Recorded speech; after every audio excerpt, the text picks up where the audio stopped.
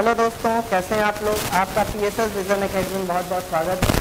जैसा कि आप लोग टेस्ट सीरीज तो देख नहीं रहे हैं वो मुझे पता है, लेकिन फिर भी मैं डेली टेस्ट सीरीज आपके लिए ला रहा हूँ और डेली कुछ ना कुछ क्वेश्चन आपको करा रहा हूँ, क्योंकि मुझे पता है इन्हीं सारी जो क्वेश्चन करा रहे हैं इन्हीं में से आपको कुछ ना कुछ क्वेश्चन आपका एग्जाम में आने वाले हैं। ठीक है, जो भी आपके एग्जाम होने वाले इन्हीं में से क्वेश्चन आने वाले हैं। तो जो लोग नहीं देख रहे हैं वो भी देखिए और जो लोग देख रहे हैं वो अच्छी बात है। ठीक है, तो चलिए आज की टेस्ट सीरीज शुरू करते हैं।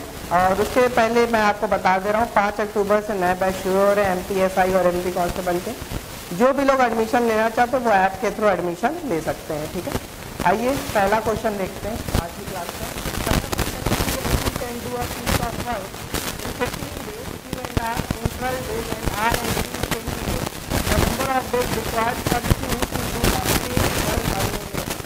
और किसी काम को 15 दिन में करते हैं, Q और R किसी काम को 12 दिन में करते हैं, R और P 20 दिन में कर सकते हैं। तो कितने दिनों में यह काम Q अकेले कर सकता है?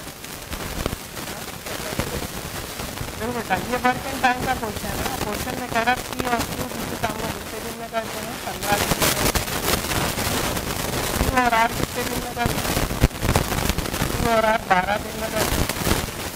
आगे कह रहा R और P कितने दिन में करते हैं? वर्क एंड टाइम का क्वेश्चन जब भी मैं कराता हूँ मैं कहता हूँ कितने दिन में जो बच्चा काम पूरा कंप्लीट करा उसका एडिशन दे दिया। 15-12 कितना होगा? 60 होगा। इसका मतलब टोटल वर्क तीनों ने मिलकर जो टोटल वर्क किया वो कितना किया बेटा? 60 काम कितना काम किया? 60 काम किया। ठीक है, अब ये 60 काम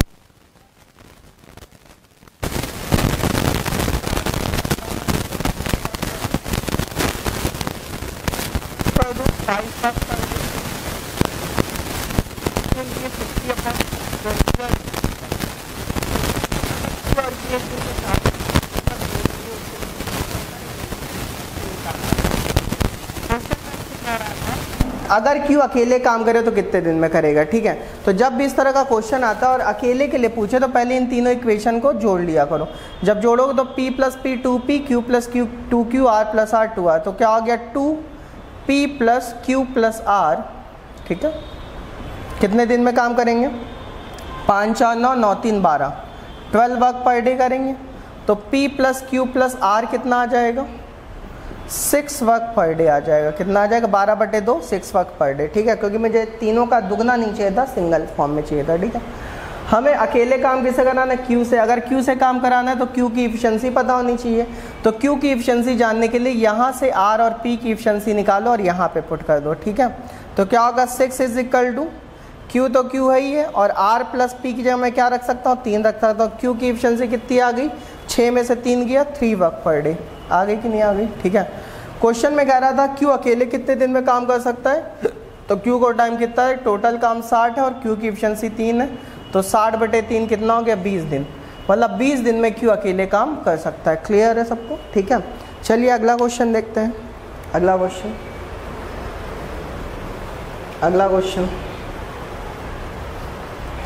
क्वेश्चन डिस्काउंट से रिलेटेड है। ये कॉन्सेप्ट भी मैं आपको बता चुका हूँ।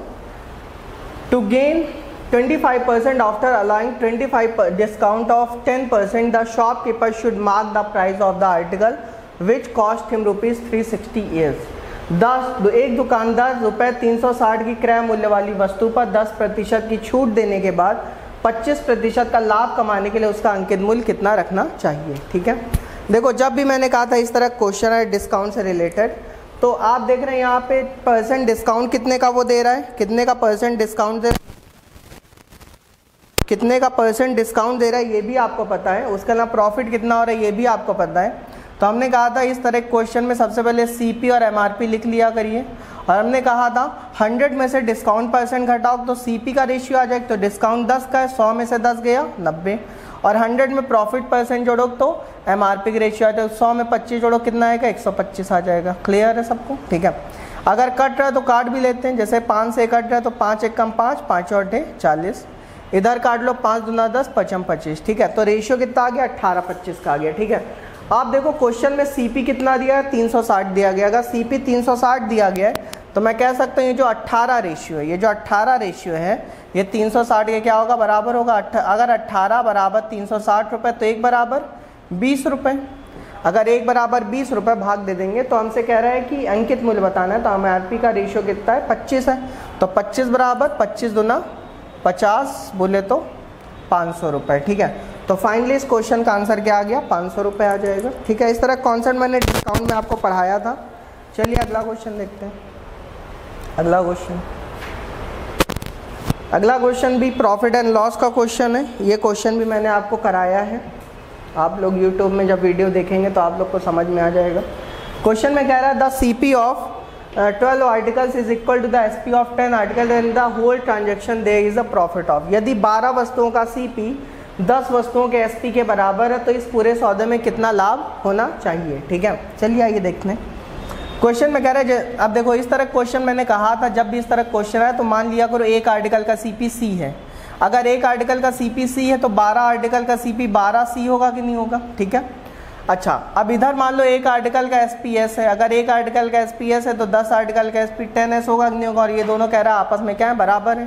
क्वेश्चन में ही तो कह रहा है 12 आर्टिकल का CP 10 आर्टिकल का SP के क्या है बराबर है। ठीक है, तो क्या होगा C/S इज इक्वल टू क्या आ जाएगा, S को नीचे लेते आओ 10/12 होगा, और 10/12 मतलब 2 पंचे 10 2 छंग 12 हो जाएगा कि नहीं हो जाएगा। ठीक है, तो बताओ कोई चीज़ तुमने खरीदी 5 की और बेची 6 की, तुमने कोई चीज़ खरीदी 5 की बेची 6 की, तो प्रॉफिट हुआ कि लॉस हुआ, भाई प्रॉफिट हुआ। कितने प्रॉफिट हुआ, 1 का प्रॉफिट हुआ। कितने पर, प्रॉफिट हमेशा CP पे होता है मतलब 5 पर, तो 1/5 गुणे 100, तो आंसर क्या आ गया 20%, मतलब उस बंदे को 20% का प्रॉफिट हुआ होगा। डी ऑप्शन सही है। ठीक है, चलिए अगला क्वेश्चन देखते हैं। मैं ये सारे क्वेश्चन आपको जल्दी जल्दी इसीलिए बता दूं क्योंकि ये सारे कॉन्सेप्ट मैंने आपको दे रखे हैं, तो उम्मीद है कि आपको समझ में आ रहा होगा। चलिए अगला क्वेश्चन कह रहा है A/B is equal to 2/3, B/C is equal to 5/6, C/D is equal to 8/9, तो A/D का मान क्या होगा। ठीक है, कोई दिक्कत नहीं है, कुछ ना करो, यहाँ A/B बराबर 2/3 दिया गया है। इस तरह क्वेश्चन कल भी शायद कराया था। B/C बराबर 5/6 दिया गया है, और C/D बराबर 8/9 दिया गया, और आपसे कह रहा है A/D निकालना है। A/D निकालना है तो कुछ ना करो, तीनों इक्वेशन का मल्टीप्लाई कर दो। A/B into B/C into C/D बराबर 2/3 इंटू 5/6 इंटू 8/9। आप देखिए B से B कैंसिल आउट हो जाएगा, C से C कैंसिल आउट हो जाएगा, तो A/D कितना आ जाएगा, इसमें कैंसिलेशन कर लेते हैं। 2 3 6, तो 8 5 40 ऊपर आ गया ना, और नीचे 3 3 9 9 9 81, 40/81 आ गया। डी ऑप्शन इसका सही है। क्लियर है। ठीक है, तो आप देख रहे हैं क्वेश्चन ज़्यादा कठिन नहीं है। चलिए अगला क्वेश्चन देखते हैं। अगला क्वेश्चन में कॉम्बिनेशन शायद रेशियो करना है। कह रहे हैं A/B बराबर 2/3, 5B बराबर 4C, 2C बराबर 5D, तो A/B/C/D क्या होगा। इसमें कॉम्बिनेशन करना है। आइए देखते हैं कॉम्बिनेशन कैसे करेंगे। देखिए A/B कितना दिया बेटा, 2/3 दिया है ना। अगर मैं कहूँ B/C कितना दिया है, तो B/C आप देखोगे 4/5 दिया है। कैसे भाई, C को नीचे लेते हो तो 4/5 को 4/5 लिख सकते हैं ना, और C/D कितना दिया गया है, C/D हो जाएगा 5/2 हो जाएगा। ठीक है, और आपसे कह रहा है A/B/C/D क्या होगा ना। ठीक है, तो बेटा कभी भी देखो 3 अलग अलग रेशियो दिए रहे हैं और उनका कॉम्बिनेशन करना, तो उसका कॉम्बिनेशन कैसे करते हैं, देखो कैसे करते हैं, ध्यान सुनना। पहले क्या करो, सीधे सीधे जाओ। कैसे जाओ, सीधे सीधे। ठीक है, मतलब 5 चौक 20 और 20 दूना 40 मल्टीप्लाई करना है। ठीक है, सीधे सीधे मतलब 5 को 4 से मल्टीप्लाई कराओ, 4 को 2 से। ठीक है, मतलब 5 चौक 20, 20 दूना 40। ठीक है, फिर क्या करो, 5 को 4 से मल्टीप्लाई करो, फिर ऐसे घूम जाओ, मतलब सीधे जाके ऐसे घूम जाओ, तो 5 को 4 से मल्टीप्लाई करो 20 आएगा, और 20 3 60 हो जाएगा। ठीक है, फिर क्या करो, पहले घूम जाओ और फिर सीधे जाओ। ठीक है, मतलब ये बर्फी बनती है एक तरह से ना, पहले घूम जाओ फिर सीधे जाओ, तो 5 25 25 3 75 हो जाएगा। ठीक है, और फिर सीधे सीधे चले जाओ। ठीक है, तो 2 पंचे 10 और 10 3 30। क्लियर है। ठीक है, तो इसको अगर कैंसिल आउट हो रहा है तो कैंसिल आउट भी हम लोग कर लेंगे। जैसे 5 से शायद कट रहा है, तो 5 और 8 40, इधर काटोगे 12 आएगा, इधर काटोगे 5 से तो 15 आएगा, इधर काटोगे 6 आएगा, तो 8 12 15 6, 8 12 15 6, ये बी ऑप्शन है ना। तो तो आपने देखा कि कितना आसान है इसे कॉम्बिनेशन करना। फिर से मैं आपको सिखा दे रहा हूँ।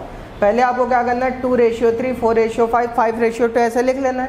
पहले सीधे सीधे चले जाओ, तो 5 चौक 20, 20 दूना 40, ठीक है। फिर सीधे जाके घूम जाओ, 5 चौक 20, 20 तियाँ 60, फिर घूम जाओ, फिर सीधे जाओ तो 5 25, 25 तियाँ 75, फिर सीधे से 2 पंचे 10, 10 तियाँ 30। और अगर रेशियो कट रहे हैं तो काट भी लीजिए, ठीक है।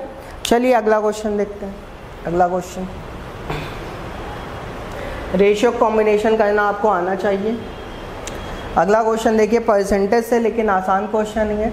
कह रहा है the sum of two numbers is 2490 if 6.5% of one number is equal to the 8.5% of the other number, the greater number is. कह रहा है दो संख्याओं का योग 2490 यदि एक संख्या का 6.5% दूसरी संख्या के 8.5% के बराबर है तो इसमें बड़ी संख्या क्या होगी, ठीक है।